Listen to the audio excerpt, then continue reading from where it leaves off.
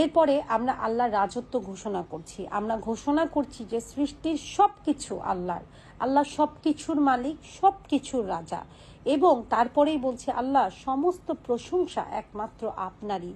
মানে আমরা আল্লাহ এক এটা ঘোষণা করছি, আর কেউ আমাদের রব নেই এটা ঘোষণা করছি।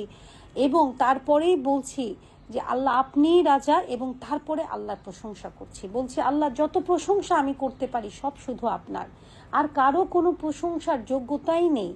এবং সবার লাস্টে, সবার শেষে আমি আল্লাহকে বলছি আল্লাহ আপনি একমাত্র যিনি সকল ব্যাপারে ক্ষমতাবান।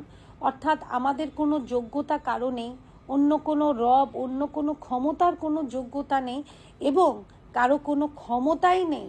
এমন কোনো ক্ষমতাবান কেউ নেই যে সকল বিষয়ের খেয়াল রাখতে পারে, সব বিষয়কে কন্ট্রোল করতে পারে। তাহলে আল্লাহ সব রকম শক্তি, অস্তিত্বকে